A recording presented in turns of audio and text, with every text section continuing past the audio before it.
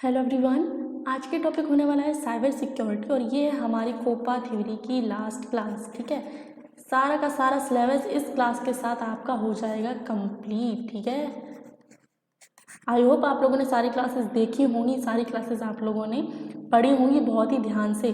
तो ये क्लास आपकी है कौन सी, लास्ट क्लास है और क्लास नंबर है ये 21। ठीक है, टोटल 21 क्लासेस हैं, केवल ये इतनी ही देखनी है आपको, ज़्यादा नहीं देखनी है। ठीक है, तो बढ़ते हैं अपने क्वेश्चन पर, क्लास स्टार्ट करते हैं। ये क्वेश्चन मैंने आपको पिछली क्लास में इसका आंसर कमेंट करने को बोला था। एक दो कमेंट ही आए हैं मेरे पास, मुझे लगता है कि आपको या फिर इसका आंसर पता नहीं है। एक कारण ये हो सकता है, दूसरा कारण ये कि आप आलसी हो, आप कमेंट नहीं करना चाहते।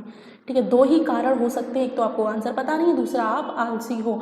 लेकिन एक बात ध्यान से समझ लो, अगर आप इस एग्ज़ाम को बहुत ही हल्के में ले रहे हो ना, तो ये आप बहुत बड़ी गलती कर रहे हो। अगर हल्के में ले रहे हो कि अरे आईटी एग्जाम है, ऐसे ही पास हो जाएगा, इतने क्वेश्चन पढ़ेंगे, अरे ये निमी बेस्ड क्वेश्चन है, भारत स्किल वाले क्वेश्चन हैं, ये पढ़ लेंगे पास हो जाएंगे। ठीक है, लेकिन इसको सीरियसली लेना आप स्टार्ट कर दो। भले ही आपको ये क्वेश्चन आपके सामने है, एग्जाम अभी तक जितने भी एग्जाम हुए हैं 2019 तक, जहाँ तक मुझे पता है 2019 से लेकर अभी तक, अब मुझे पूरा नॉलेज है कि किस तरह के क्वेश्चन आते रहे हैं, तो वो क्वेश्चन मैं आप लोगों को करवा रही हूँ। ठीक है, लेकिन आगे चल के आप किस फील्ड में जाओगे मुझे नहीं पता, क्योंकि ये क्वेश्चन आप रट रहे हो। ठीक है, रट रहे हो। मैंने इस पहले ही क्लासेस स्टार्ट होने से पहले ही बोल दिया था कि आप अपना बेस मजबूत कर लो, ऑफलाइन क्लास ज्वाइन कर लो। ठीक है, लेकिन ये आपको जो आपका बेस है मजबूत अगर आप कर लोगे तो ये आपको बहुत आगे हेल्प करेगा। लेकिन अगर आप इन क्वेश्चंस को हल्के में ले रहे हो, अपना ये आईटीआई का जो एग्ज़ाम है उसको हल्के में ले रहे हो, तो बहुत बड़ी गलती कर रहे हो।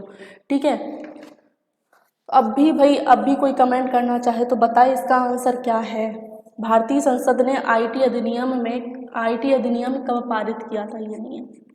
आईटी अधिनियम कब पारित किया था, तो आईटी अधिनियम पारित किया था 2000 में, सन 2000 में, ऑप्शन सी। आपकी डेट ऑफ बर्थ इसी हिसाब से होगी, है ना, डेट ऑफ बर्थ के हिसाब से देख लो अपने, ज़्यादा एज तो होगी नहीं।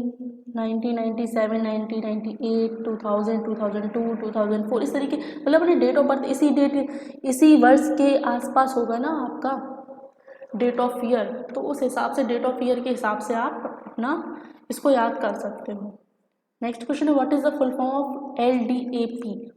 एलडीएपी का पूर्ण रूप क्या है। एलडीएपी का पूर्ण रूप होता है lightweight directory access protocol, option B, lightweight directory access protocol. देखो आपको मैं फिर से बता दूं, ये निमी बेस्ड क्वेश्चन है जो आपके एग्ज़ाम में पिछले कुछ सालों से पूछे जा रहे हैं, तो एक भी क्लास आप लोगों को छोड़नी नहीं है, सारी की सारी क्लासेस आप लोगों को देखनी है। ज़्यादा नहीं है, इस क्लास को मिला के 21 क्लासेस हैं, ज़्यादा नहीं देखनी है। ठीक है, 21 क्लासेस हैं, उसमें से जो आपको नहीं समझ में आ रहा है टॉपिक, अब ये बात अलग है कि आप कहोगे कि मेरे में ये टॉपिक नहीं है, मेरे उसमें ये टॉपिक नहीं है, बट 2019 से लेके अब तक बहुत सारी बुक बदली है, बहुत सारे टॉपिक बदले, लेकिन क्वेश्चन नहीं बदले। आपके एग्ज़ाम के जो क्वेश्चन है वो नहीं बदले, वो वैसे कि वैसे ही है, जो पहले पूछे जाते वो अभी पूछे जा रहे हैं। आपके टॉपिक बदल गए लेकिन ये क्वेश्चन नहीं बदले, इस वजह से मैं क्वेश्चन करवा रही हूँ। अगर मैं दूसरे टॉपिक के क्वेश्चन करवाऊँ और वो आपके एग्ज़ाम में ना आए तो वो फ़ायदा नहीं है ना, फिर आप मुझसे कहोगे कि ये आपने क्या पढ़ा दिया। तो मैं पिछले क्वेश्चन के बेस पर ही आप लोगों को पढ़ा रही हूँ। प्रीवियस ईयर में जो आपके नेमी बेस्ड क्वेश्चन पूछे जा रहे हैं वही आप लोगों को पढ़ा रही हूँ। बाकी इन क्लासेस के साथ आपको मेरा एक्सपीरियंस भी, मैं अपना एक्सपीरियंस शेयर करती हूँ तो वो आपको सुनने को मिलता है। मैं आप लोगों को कुछ टिप्स दूंगी, देती भी हूँ कि ऐसे करना वैसे करना। ठीक है, वैसे मेरा एक सजेशन ये है कि आप एग्ज़ाम में जब भी बैठो, देखो एक बात की चिंता आप लोगों को बिल्कुल नहीं करनी है। मोस्टली लोगों के दिमाग में एक सवाल होगा कि ऑनलाइन एग्ज़ाम अभी तक मैंने नहीं दिया है। कुछ लोगों का 50% लोगों का होगा कि मैंने ऑनलाइन एग्ज़ाम अभी तक नहीं दिया है, यानी कि सीबीटी एग्ज़ाम अभी तक नहीं दिया है, तो वो क्या करें। तो भाई जिन्होंने अभी तक ऑनलाइन एग्ज़ाम नहीं दिया है, कंप्यूटर को छुआ भी नहीं है, तो उनके लिए मेरा सजेशन है कि अगर जब आप एग्ज़ाम में जाएं तो कुछ भी आपको समझ में नहीं आ रहा है, वहाँ पे इंस्ट्रक्टर होंगे। ठीक है, क्लासेस में लगे रहते हैं ना 2-3 लोग, देखते रहते हैं, तो वो इसीलिए लगे रहते हैं कि आपको बताया जाए। कुछ बहुत सारे लोग, उनको भी पता है कि स्टूडेंट्स को नहीं किसी ने एग्ज़ाम नहीं दिया है, ऑनलाइन एग्ज़ाम, ठीक है, तो इस तरीके से वहाँ पे लोग होते हैं आपको बताने के लिए, आप उनसे पूछ सकते हो। अपने मन से कुछ नहीं करना है, ठीक है, क्योंकि अगर आपने अपना दिमाग लगाया, कुछ समझ में नहीं आ रहा, फिर आपने अपना दिमाग लगाया ना, तो फिर गड़बड़ हो जाएगी। आप क्या करोगे, दो ऑप्शन होते हैं लास्ट में, एक क्लियर ऑल और एक सबमिट, ठीक है, दो ऑप्शन होते हैं, ठीक है, तो आपको पूछ के करना है कि अब मेरा जो क्वेश्चन है वो कंप्लीट हो गया है, अब इसको सबमिट कैसे करेंगे, तो वो खुद करवा देंगे सबमिट, आप मत कर देना। नहीं तो क्लियर ऑल पे अगर आपने क्लिक किया ना, धोखे से भी हो गया ना, तो सारे के सारे जितने ऑप्शन आप लोगों ने लगाए थे वो सारे के सारे मिट जाएंगे, ठीक है। तो ऐसा नहीं करना है। अगर आपको समझ में आ रहा है तो ही आप अपना करें, कंटिन्यू आगे बढ़ें, नहीं तो आप पूछ लीजिएगा। मेरा सजेशन है आप पूछ लीजिएगा, हर एक चीज़ पूछिएगा, है ना। मैं हमेशा बोलती हूँ टेंशन लेने का नहीं, टेंशन देने का। मेरा हमेशा यही डायलॉग रहा है कि टेंशन लेने का, टेंशन देने का, ठीक है। तो हमेशा अब पूछो भाई, जो हैं आपके इंस्ट्रक्टर हैं क्लास में होंगे, उनसे पूछो बढ़िया तरीके से क्वेश्चन। मत अब अगर आप क्वेश्चन पूछोगे तो नहीं बताएंगे कि इस क्वेश्चन का आंसर क्या है बता दो, वो नहीं बताएंगे। आप जो डाउट है आपके, जैसे आपका रोल नंबर एंटर करना हुआ, एक आपका होता है आईडी, वहाँ से प्रोवाइड कराई जाती है, आईडी आपको एंटर करनी होगी, सारी चीज़ें आप लोगों को पूछ लेनी है, ठीक है। चलो क्वेश्चन में पढ़ते हैं। वो मैं ये लास्ट क्लास है ना हमारी कोपा थ्योरी, इस वजह से आप लोगों को मैं बता रही हूँ। बाकी जो एम्प्लॉयबिलिटी स्किल की क्लासेस स्टार्ट होंगी ना, तब भी मैं आप लोगों को ये बातें शेयर करती रहा करूँगी, ठीक है। तो उनसे भी आप जरूर जुड़िएगा। तो चैनल को सब्सक्राइब करना मत भूलना, ठीक है। मैं बार बार बोल रही हूँ, चैनल को सब्सक्राइब करना मत भूलना, क्योंकि एम्प्लॉयबिलिटी स्किल की क्लासेस होंगी अभी। फिर हम क्या करेंगे, फिर हम अपना करेंगे रिवीजन, ठीक है। रिवीजन बहुत इंपॉर्टेंट है। अगर आपने ये थ्योरी की क्लासेस सारी की सारी देख ली हैं, फिर रिवीजन में आपको बड़ा मजा आने वाला है, ठीक है। क्योंकि जब मैं क्वेश्चन पढ़ूंगी, आप लोग आंसर दोगे बढ़िया तरीके से, फिर देखना बहुत ही अच्छा लगता है सच में। तो उन क्लासेस को भी आपको ज्वाइन करना बहुत ज़रूरी है, तो ठीक है। चैनल को सब्सक्राइब करना मत भूलना। चलो क्वेश्चन में बढ़ते हैं। What is called the collective term of malicious software such as virus, bomb and trojans.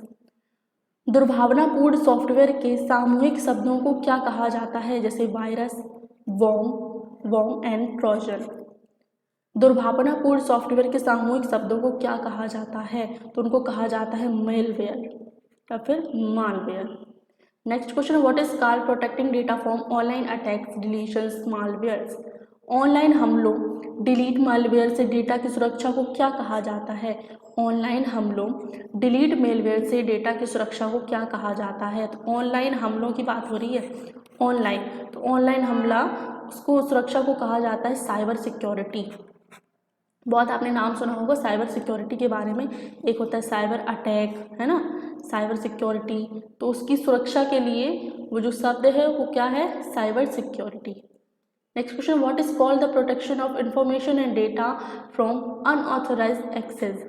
अनाधिकृत पहुंच से सूचना और डेटा की सुरक्षा को क्या कहा जाता है।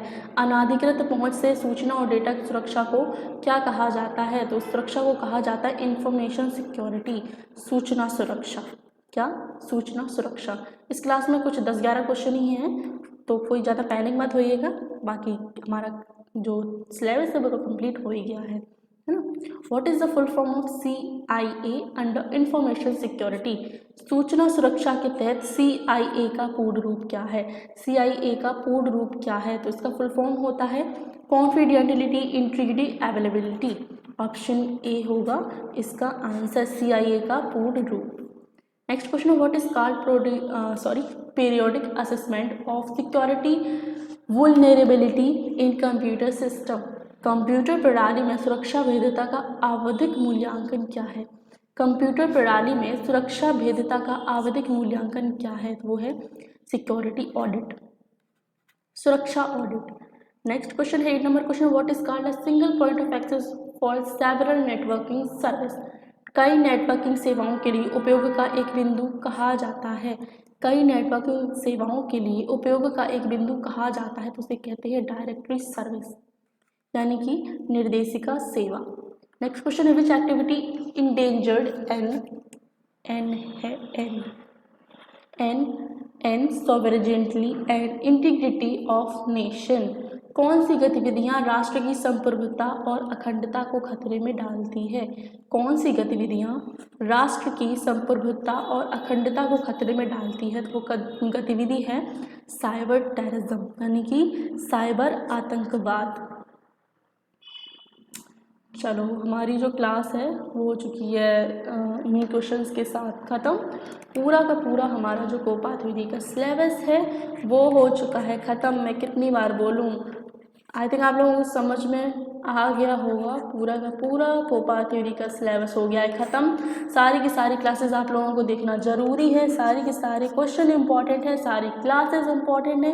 प्लेलिस्ट पर आपको सारी की सारी क्लासेस मिल जाएंगी। अगर आप क्लास देखने में भी आलसी हो तो आप मुझे कमेंट कर सकते हो, आपको कमेंट में प्रोवाइड कराई जाएगी प्लेलिस्ट, ठीक है। लेकिन अगर आपको सच में पढ़ना है ना तो मैं एक सजेशन दूंगी, ठीक है, एक सजेशन दूंगी कि अगर आपको सच में पढ़ना है ना तो ही मेरी क्लास को आप ओपन कीजिएगा, वरना एक दो क्वेश्चन देखोगे ना, मेरे पास पूरा डेटा आता है। आप लोग बहुत कम पढ़ते हो, स्टार्टिंग के 2-4 क्वेश्चन पढ़ोगे बस ख़त्म, जाओ, मज़ा नहीं आ रहा। ये मूवी थोड़ा ना भाई, पढ़ाई है। मैं क्या कह रही हूँ, सीरियस लेना स्टार्ट कर दो इस एग्ज़ाम को, वरना अच्छा नहीं होगा। क्योंकि अभी अगर क्वेश्चन बदल दिए गए ना तो फिर समझ लो बहुत गड़बड़ हो जाएगी, फेल हो जाओगे आप लोग। इसीलिए बोल रही हूँ सीरियस लेना स्टार्ट कर दो। और अगर पूरी देखना है क्लास को, पूरे क्वेश्चन पढ़ना है तो ही क्लास को ओपन कीजिए, ठीक है, वरना कोई ज़रूरत नहीं है।